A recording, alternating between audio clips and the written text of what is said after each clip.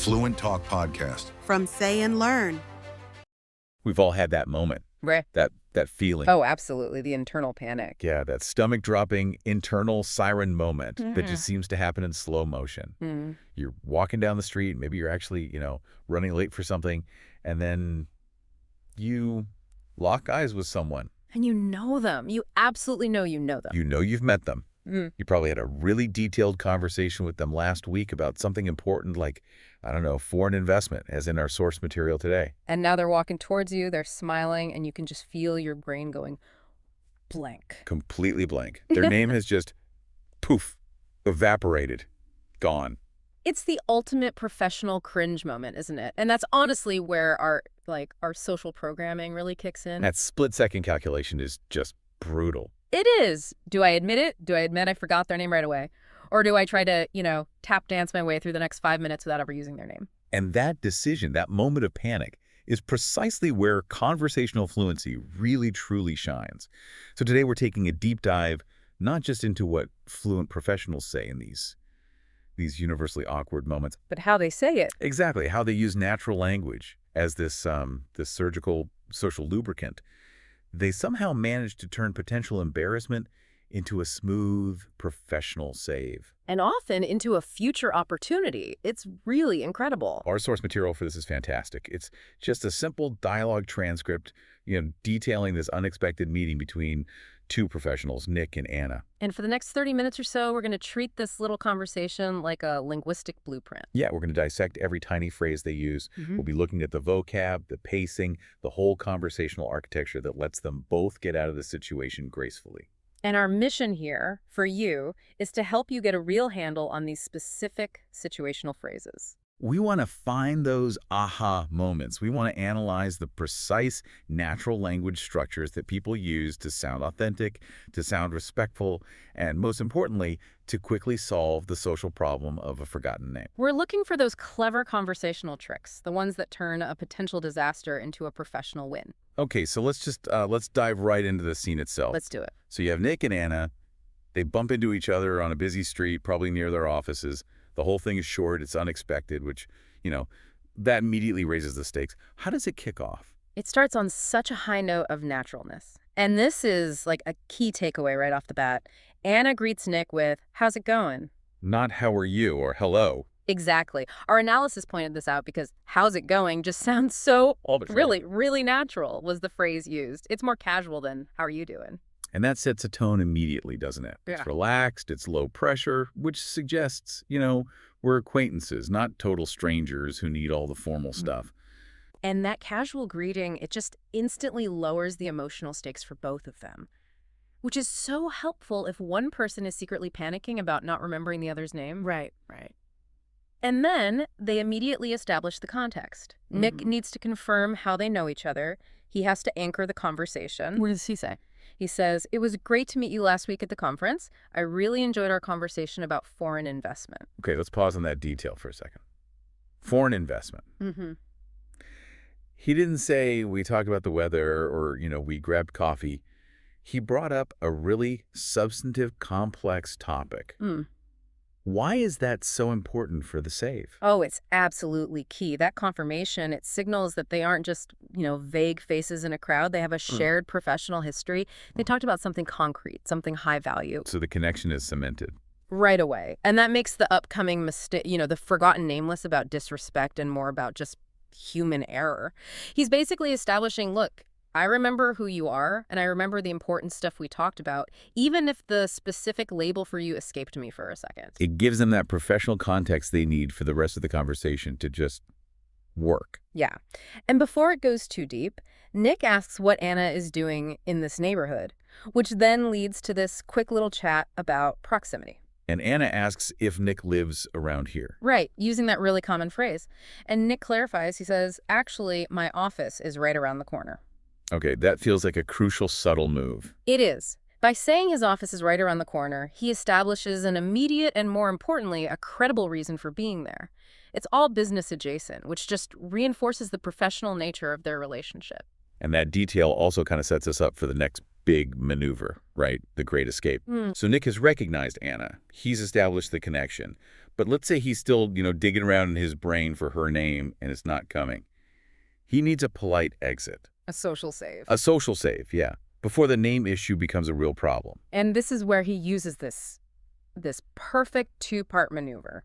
He starts with the external excuse, and then he follows it with the professional pivot. The phrase is, I'm in a bit of a hurry. And then right after that, he offers his card and says they should definitely meet up again and continue our discussion. Okay, I want to push back on that a little bit. We called it genius in our notes, but let's be critical for a second. Why is "I'm in a bit of a hurry" so effective? Couldn't it sound a bit insincere or like a brush off? That's a really good question, and I think it all comes down to tone and timing. It works because it gives an external, neutral reason to cut the interaction short. It's something outside of Anna's control. So it's not personal. It's not personal at all, and it prevents any more small talk where the missing name might be exposed. But crucially, the bit of a hurry part is softened by what comes next. If he just said, "I'm in a hurry, bye," that would be so rude. But because he immediately says, "Let me give you my card, we should meet up," he completely transforms the exit. Right. It's not a rejection of the current conversation. It's an extension of their future relationship. He's controlling the pace, he's minimizing the risk of a mistake, and at the same time, he's formalizing and extending the connection into the future. It's a really elegant, preemptive strategy, and it uses the one excuse everyone accepts: being busy. He's basically transitioned the whole thing from a random, awkward street meeting into a formalized professional opportunity. He even asks her, "Sure, you still have my contact details, right?" Which reaffirms that the future meeting is important. He does everything perfectly. The whole thing is about to end smoothly. But then Anna hits the pause button. And delivers the confession. Yeah. She shows some real bravery here, actually. She chooses honesty over trying to maneuver around it. And the language she uses is it's perfect, isn't it? Absolutely perfect. She starts with, "You know what? This is really embarrassing, but your name has just slipped my mind." That phrase, "slipped my mind."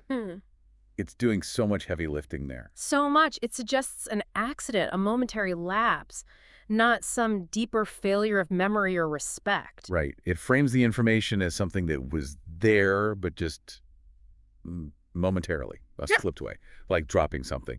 It's so much softer than just saying, "I forgot your name." Oh, 100%. Saying, "I forgot" sounds like a personal failing. "Slipped my mind" sounds like a failing of the memory system itself. It's way more forgiving. And then as soon as Nick tells her his name, the tension just diffuses. Anna softens the blow immediately. And she shows such empathy. She says, "Don't worry about it. It happens to me all the time. I'm terrible with names too." And that shared vulnerability, that's what seals the deal. It just instantly resolves any leftover tension. By saying "I'm terrible with names too," she's normalizing the mistake. She's framing it as a common human thing, not a personal insult to him. For Nick, who was probably a little worried himself about how the interaction was going, the psychological relief must have been huge. Absolutely. So we see this whole arc, don't we? From the casual greeting, the context setting, to the smooth exit. And then finally, this empathetic, fluent confession that just repairs everything. It's a masterclass. Okay, so let's shift gears a little and really focus on those specific phrases, the ones that act as language lifelines in a professional setting. Yeah, the real tools. And we identified 3 big ones, starting with Nick's great escape clause, "in a bit of a hurry."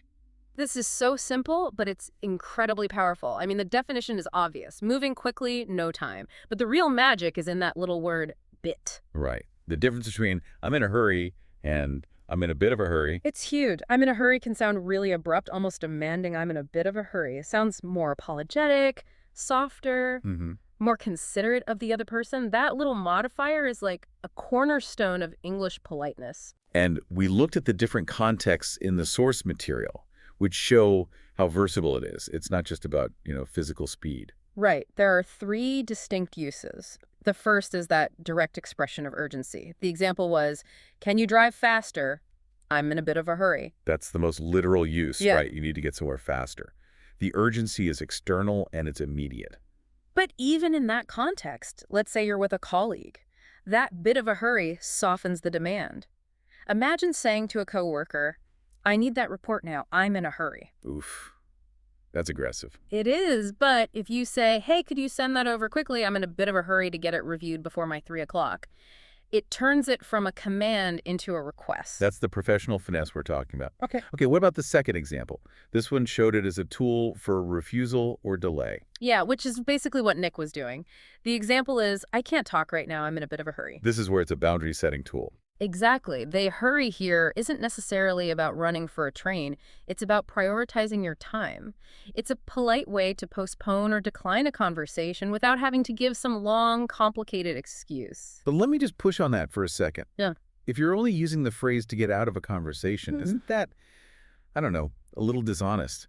Should we feel comfortable using it if we're not actually rushing to an appointment? That's a really important question about sort of social honesty versus social efficiency. Yeah. And I think in fluent professional conversation, these phrases are social conventions. Okay. The function of I'm in a bit of a hurry isn't necessarily to convey literal speed. It's to convey I have to allocate my time elsewhere right now, but I value this connection enough to offer a future plan. It's a justification that's just accepted. It allows for a quick, clean, polite break. So it's more like an operational necessity for managing your day. I think that's a great way to put it. And the third use we saw was just a straightforward professional postponement. I'm in a bit of a hurry, so I'll check these files later. That's all about task prioritization. You're signaling to your colleagues, or even just yourself, that this task isn't the most urgent thing on your plate. And what's fascinating is that in all three cases, the phrase provides a justification that almost never needs a follow-up explanation. It's just fast, clean, and polite. Perfect. Okay, language lifeline number 2 is the solution Nick offered. The exchange of contact details. Contact details are the professional anchor in these situations. All that essential information you need to get in touch with someone, usually on a business card. The source listed the basics. Name, phone number, email, mobile number.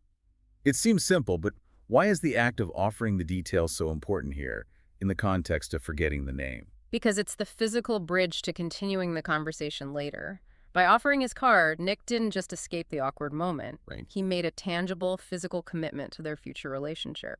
It turns the whole interaction from this fleeting, awkward street encounter into a concrete action item. We should meet up again. The contact details are what make that promise real. And let's be honest, the business card. It still has a lot of professional currency, doesn't it? Even now. Oh, absolutely. The card implies you're prepared, you're serious. It's a universal symbol. For you, the learner, recognizing that providing contact details is a fluent way to recover a conversation is so important. Our third, and maybe the most critical lifeline, is Anna's phrase, slipped my mind. We really can't overstate how elegant this phrase is. It just means, I forgot something accidentally. And when you have to admit a memory lapse, you need a phrase that minimizes the social damage. And this one, it does it perfectly. So let's contrast it with something more blunt. If Anna had just said, I forgot your name, sorry. What's the difference in how that lands with Nick? If she says, I forgot, it sounds so definitive, almost dismissive. It puts the blame squarely on her for not paying attention. But when she says, it slipped my mind, the language itself suggests the memory was fragile. It assigns the blame to the process, not the person. Exactly. It's softer, it's gentler, and it's much less threatening to the other person's ego. And the examples we looked at show this softness in different high-stakes situations, like the professional apology. I'm sorry I forgot to respond to your email. It just slipped my mind. That is a highly effective, fluent apology. It acknowledges the mistake without it feeling like some major character flaw. It suggests, I meant to do it, but my brain just failed me for a second. And then there's the personal one, which has much higher emotional stakes. It's your birthday. It completely slipped my mind. You could never just say, I forgot your birthday. No way. But if you frame it as something that completely slipped my mind, the word completely adds remorse, and the phrase itself suggests the knowledge was supposed to be there. It's an immediate attempt at emotional repair. And finally, we saw it in a planning context. I forgot I had a dentist appointment this afternoon. It must have slipped my mind. Which just shows it's useful for simple oversights, too. It's universally understood as an unintentional mistake. Mastering slipped my mind is just essential for sounding fluent and empathetic when you have to admit you made a mistake. All right, so we've got the core phrases down. Let's move into some of the structural nuances that really paint the full picture of the conversation. And we can start with the subtle but important differences in how we talk about location, specifically with the word around. Yeah, this is a deep dive into the language of proximity. It's something native speakers use completely intuitively, but it can really trip up learners. The source material broke down 3 distinct ways we use around, and the differences are pretty crucial for sounding natural. So let's start with the one Anna used, which is maybe the broadest one. Around here. Around here just means close by or in the general immediate neighborhood. It implies you're talking about a kind of circle of search. Like the examples. Excuse me, is there a bakery around here? Or did I leave my keys somewhere around here? Right, you're talking about a localized area, maybe within a couple of blocks, but it's an unspecified general zone. It's asking about proximity without needing an exact street. Okay, so now let's zoom in to the more precise version Nick used for his office. Right around the corner. This is a huge jump in precision. The addition of that one word, right, it just changes the scale dramatically.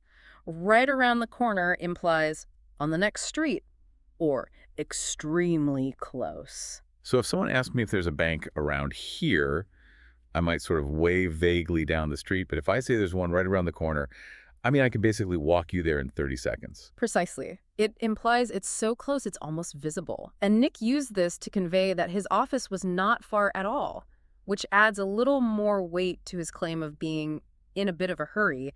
He's in his work zone. And then the third version was around there, which seems to refer to a much bigger or maybe a non-immediate location. That's right. If you say Los Angeles is a great city, I used to live around there, you're talking about a general region. You're specifically not referring to the neighborhood you're standing in right now. It's for places that are far away. Or just not immediately present, yeah. It really shows how native speakers tailor proximity based on scale. From the immediate corner to the local here to the general region there. Those little modifiers, right around the corner or just around here, they completely change the meaning. Mastering those makes a huge difference. Absolutely. Okay, so let's pivot from location to a really core social element in the dialogue. The confession of weakness. Ah, yes. Anna's phrase, I'm terrible with names too. The construction terrible with is such a powerful tool, isn't it? For self-deprecation, for social bonding. It instantly makes you human. When you admit you're bad at something, especially something common, the other person just immediately relaxes. They think, oh, good, it's not just me. It creates instant common ground. And that common ground is so crucial, especially in networking where everyone's trying to maintain this flawless facade. The source gave a great range of common weaknesses people use this for, and they're excellent phrases to have in your back pocket. We started with numbers. The example was, I always make mistakes with the budget. I'm terrible with numbers. That's so common. And in professional life, admitting this isn't always a failure. It can be a gentle way of telling people they might need to double-check your math, which actually leads to better teamwork. I have to admit, I am definitely terrible with numbers. I can barely add 2 plus 2 sometimes if there's a spreadsheet involved. See, instant relatability. But let me challenge that a little. In a professional setting, does admitting a weakness like that ever undermine your credibility? That's a good point. It's a fine line, I think. Yeah. If my job as an accountant, saying I'm terrible with numbers is a disaster. Right. But if I'm a creative director, admitting a weakness in a non-core function, like complex math, actually strengthens my credibility in my main area. It makes you seem specialized, not just deficient. Exactly. The vulnerability has to be deployed strategically. Another common one that's a bit safer is directions. I am terrible with directions. I always get lost. Classic. That's a low-stakes, high-relatability weakness for sure. And then there's the one that's most relevant to our whole scenario. Faces. I'm terrible with faces. I can never remember what people look like. Oh, this one is me. I will recognize a voice or a specific way someone gestures long before I can place their face. It's a real thing. And admitting it, like Anna did with names, it just helps manage expectations. You're preemptively diffusing any future embarrassment. And the last one was the general one, technology. Every time I turn on the computer, something happens. I'm terrible with technology. That is the universal cry of frustration. The terrible with structure, it just provides these common, fluent ways to express a personal deficit and build these little conversational bridges based on shared imperfection. All right, this last section is all about putting this knowledge to work. How do we sound smoother?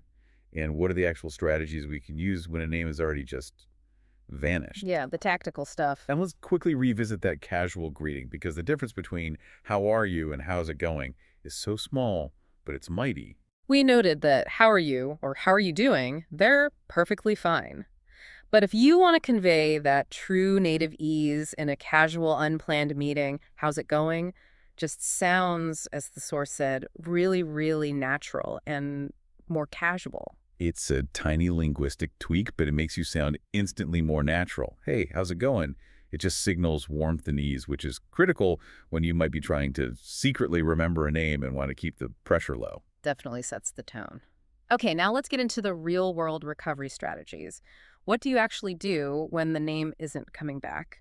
And we have two different strategies here, and they're based entirely on the context, one for a casual setting and one for a professional one. Let's start with the casual one, the story about the family reunion fiasco. Yes, this demonstrates the social dance you have to do when there's no business card to save you. Just describe the terror of that moment. You're at a family reunion surrounded by people who are technically your family, and you are drawing a total blank. The specific example was forgetting an uncle's name like Uncle John at a big family gathering. And the internal panic is just deafening because you can't just stop and say, sorry, remind me who you are. That would be a huge offense. Huge. And in that casual family setting, you can't just ask for a business card. The strategy has to be indirect and subtle. So what was the tactic? The tactic was to go find another family member, like a cousin, and ask discreetly, hey, who's that guy talking to Aunt Susan over there? And the cousin provides the name, oh, that's Uncle John, and the problem is solved without the uncle ever knowing. And if that failed, the other move was to just resort to a generic title, like uncle, to avoid calling him the wrong name, or just try to avoid addressing him directly until you heard someone else say his name. And that's the crucial distinction, right? The context dictates the strategy. In a casual setting, you have to rely on social maneuvering. The goal is pure damage control. Exactly. Now, let's contrast that with the business setting solution, the expert's trick. This allows for a much more practical approach. The professional world is way more forgiving of practicality. When I've forgotten a name in a business setting, my go-to trick is to ask for their card, even if I already have it somewhere.